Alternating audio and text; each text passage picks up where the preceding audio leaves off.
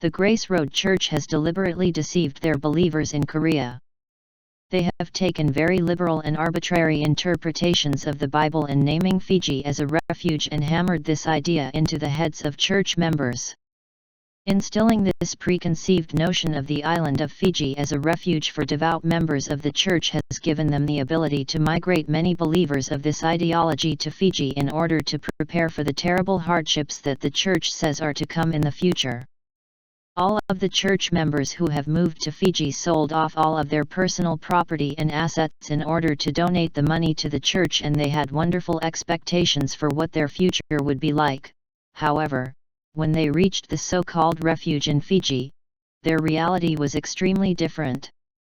Members of the church who moved to Fiji quickly discovered that they would be forced to work more than 14 hours a day. There are no holidays or wages paid. This was their reality all year round. Anyone who disagreed or complained about this new reality would be beaten to prevent them from leaving the church. They even posted members of the church at airports as guards, to look out for anyone trying to escape. The beatings, along with forced sleep deprivation, are done under the pretext of discipline. The church claims it is necessary to persevere all things, including the beatings, sleep deprivation, and exhaustive working conditions, for this is the only way of establishing the kingdom of God. The church states that God will never harm a hair on your head, but the members of the church who exact these punishments and poor treatment of the people claim that they themselves are the voice of God. Tragically, 5 precious lives have been lost due to accident and disease in Fiji. Nobody at all doubts the cause of these people's death. Even the families accepts what the church says as the truth, in relation to the death of these individuals. The church claims the people who died finally went to the paradise. Nobody outside this community in Fiji knows the truth about the death of these people. Outsiders believe that these members who have moved to Fiji are living very joyous and fulfilling lives. Again, this is not the reality of the situation. Now, we would like to disclose the actual purpose of the church being in Fiji and their plan for the near future.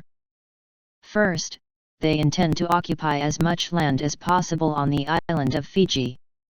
The members living in Fiji who have no experience farming or working a trade, buy and lease land all over Fiji. The second objective is to dominate the economy in Fiji. They operate restaurants in each area of the island and earn money for the church, however they do not pay their employees who are also members of the church. Next, they want to gain a hold on Fiji's architecture.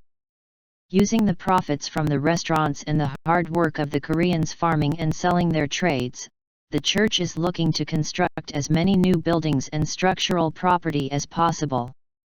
However, no member of the church is an expert in construction or architecture, so there are many flaws in the new construction, causing the church to have to pay many fines.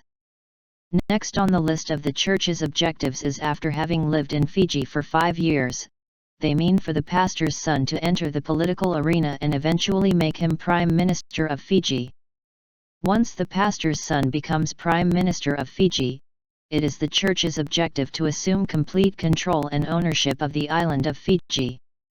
To do this, they intend to reform the current system of land ownership in Fiji, allowing them to gain sole ownership of the land which they were, up till this point, just leasing.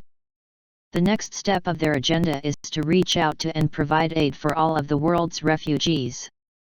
They tell the church's believers that this is why they must work so hard and accumulate as much money as possible, in order to store massive amounts of food to be able to feed and give refuge to those displaced individuals. However, this must be a ruse. Simply based on the amount of space on Fiji to house refugees and the amount of food it would take to feed them, it is an impossible task. So far, the church has been digging itself into the island of Fiji for 4 years. How large are their food stores currently? How much has actually been done in preparation for accepting all of the refugees of the world? How much of the colossal wealth the church has accrued actually been put towards this objective? In order to make this agenda a reality, so many Korean immigrants are sleep-deprived, beaten and living in modern-day slavery. Even if these immigrants were to return to Korea, there is no place to go back to. All of their property had to be forcibly given to the church and they had to sever all ties with their family back in Korea. These Korean immigrants have become refugees themselves.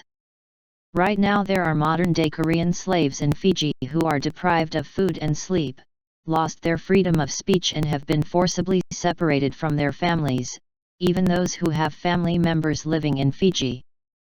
These statements all refer to the grand scheme of the Grace Road Church and their dream to make the pastor's son Prime Minister of Fiji and assume major control over the island's land and commerce. About 600 believers are currently living as slaves in Fiji, for the sole reason of instituting the leader's kingdom dominion. Both the Korean government and the government of Fiji need to be aware of this situation and must investigate these terrible atrocities that are taking place under the guise of Christianity. Thank you so much for watching. Awareness can help make a difference in the lives of so many.